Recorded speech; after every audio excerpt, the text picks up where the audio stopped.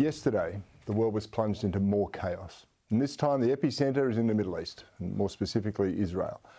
An estimated 5,000 rockets rained down on Israel from the Gaza Strip, and hundreds, maybe thousands, of Hamas terrorists invaded the democratic nation. Now, these terrorists inflicted barbaric attacks on Israeli civilians, gunning them down in their homes, on the street, and even on public transport. They attacked and killed Israeli Defence Force personnel, and then they desecrated and displayed their bodies in a grotesque disregard for dignity, even in death. But the indignity wasn't reserved for just the military. This woman is apparently a German tourist, kidnapped, killed, desecrated by the revolting terrorists shielded in Gaza. And incredibly, thousands of citizens in Gaza cheered them on. These are the same cheering masses who name their sports stadiums and their schools after terrorists who kill Israeli citizens.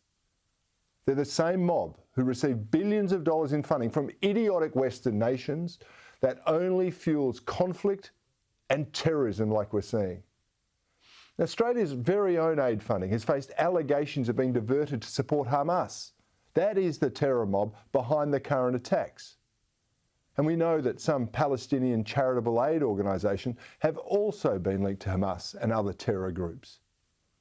Clearly, these funds have played a role in the rockets and the weapons that are now assailing the Israeli people. This needs to be a wake-up call to the world. The marginalised and oppressed Palestinian people, well, they are indeed victims. But they're victims of the poisonous and corrupt jihadic ideology that rules over them. It's the same ideology that fires rockets and weapons caches and stores them under schools and hospitals, so that when these schools and hospitals are destroyed in retaliation, the actual victim is made to look like the bad guy. This is the ideology that rewards families with money for sending their sons and daughters to their death, showering them with praise according to the number of innocent Jews and Gentiles that are slaughtered in the process. And the world, it sits back and excuses these acts of Stone Age barbarism. They keep sending money. They cover up with media propaganda, and they label Israel an apartheid state. And that's despite it being more free, more open, more democratic than most of the Arab nations. They excuse the corruption and the misuse of donated monies in the Palestinian territories. I've got to ask you, how is it that the deceased impeder of peace and former Palestinian leader Yasser Arafat, how did he become a multi-billionaire while claiming his people had nothing? Frankly, it's disgusting.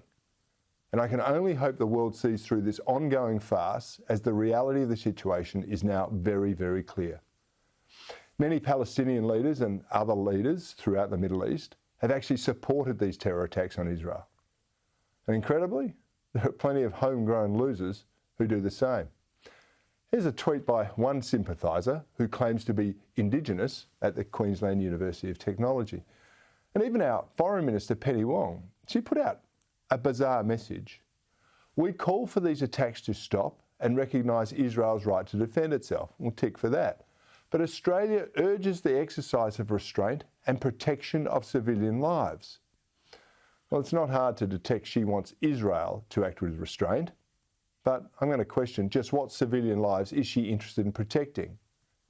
There's no mention of the innocent Jews slaughtered indiscriminately by the terrorist mob, or the civilians in Gaza and elsewhere who fund, who hide, who shield, who defend, and who honour the terrorists. But Penny Wong and that other person are not alone. There are many more, ranging from the Victorian Socialists and the Young Greens, all out there standing in solidarity with Palestine, through to a bunch of Muslim radicals and other justice activists, including Senator Lydia Thorpe. But justice in this case, in my opinion, means support for terror. You see, being anti-Israel is actually part of the whole lefty global shtick. That's why they call it an apartheid state, and they always blame the Israelis for the constant attacks on their people. And in doing so, they ignore the rockets and the bombs that are fired from within Gaza and other territories.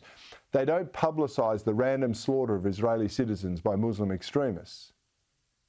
And the mainstream media, It won't show you the propaganda and the anti-Semitism that is pushed by Palestinian television, and it won't reveal the truth about misused aid money.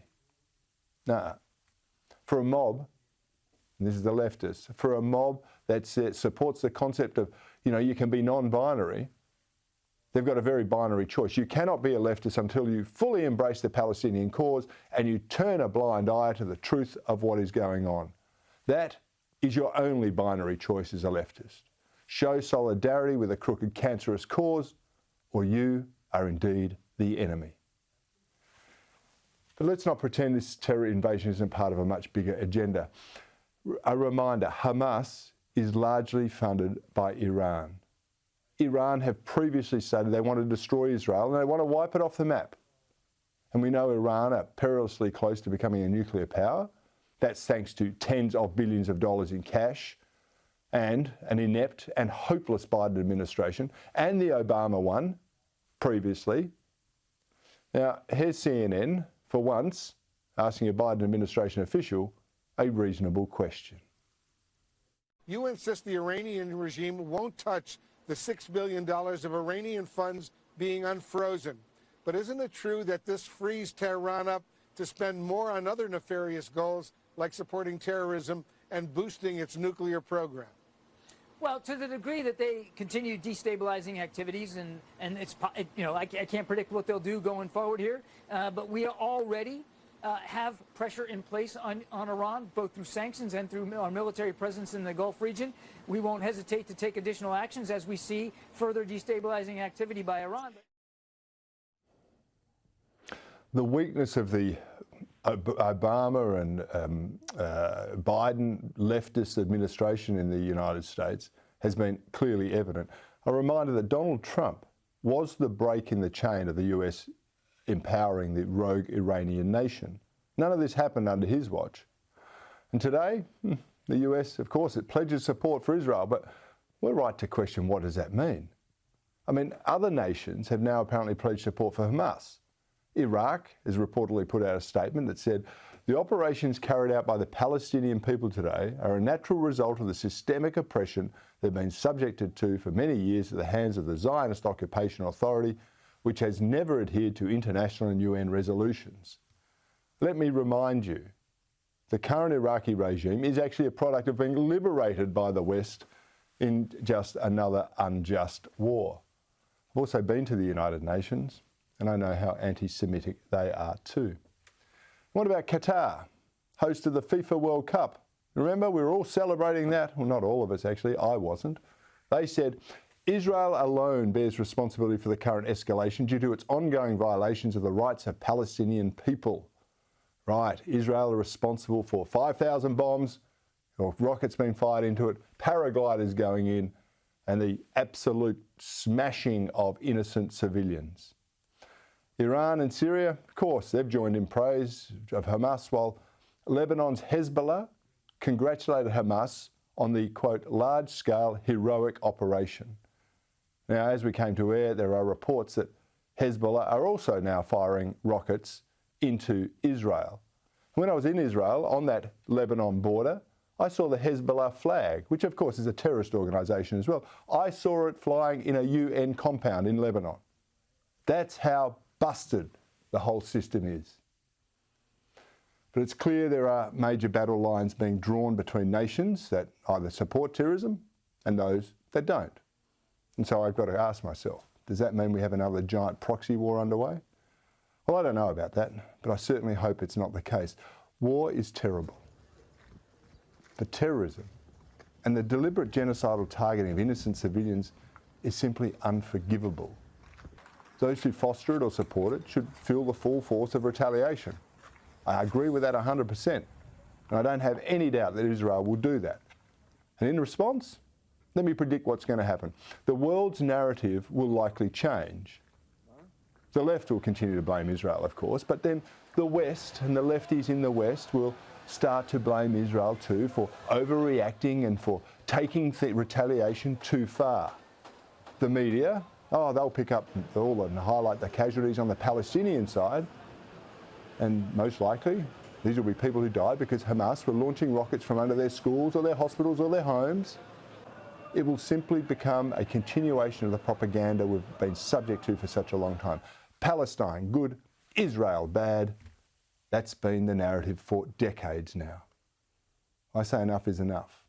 We don't, and we shouldn't have to accept the lies anymore. And that means the Western world is now left with a choice that will reveal what's left of its integrity. Will they cease all funding to a non-nation that hides, abets and supports terrorism? Or will they continue to send billions of dollars to the corrupt Palestinian cause? Will they impose sanctions on all Palestinians, just like they did to Russians? Will they confiscate the Palestinian billionaires' property? Will they freeze their Swiss bank accounts and stop their international travel?